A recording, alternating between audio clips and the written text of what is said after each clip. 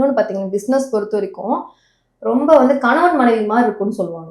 பார்ட்னர்ஷிப்ல போடுறாங்க அப்படின்னா அவங்க ரொம்ப ரொம்ப இவங்களுக்குள்ள வேற யாரும் உள்ள வந்து வரவே கூடாதுன்னு சொல்றாங்க. அதுதான் நான் புரிஞ்சுக்கிட்டேன். ஒரு பிசினஸ் நீங்க பார்ட்னர்ஷிப்ல கொண்டு போறீங்கன்னா என்னை கேட்டா நீங்க பார்ட்னர்ஷிப்பே பண்ணாதீங்கன்னு நான் சொல்லுவேன்.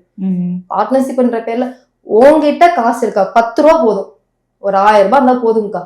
உங்ககிட்ட பேச்சு திறமை மட்டும்தான் உன்னோட பிசினஸ் வந்து மேல கொண்டு போகும். அதை நான் தெரிஞ்சுக்கிட்டேன்.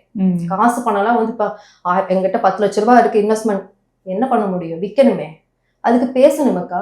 எனக்கு என்ன தெரியும்னா ஒரு சாரி நான் டான்ஸ் பண்ணி போடுவேன். அது சிலரும் ரசிக்கிறாங்க. நல்லா பண்றீங்கம்மா, நல்லா இருக்கு, அழகா பண்ற, எப்படி கட்டினாலும் நீ நீட்டா கட்டுற, நல்லா இருக்குன்னு சொல்ற ஒரு எனக்குன்னு ஒரு கூட்டம் இருக்காங்க.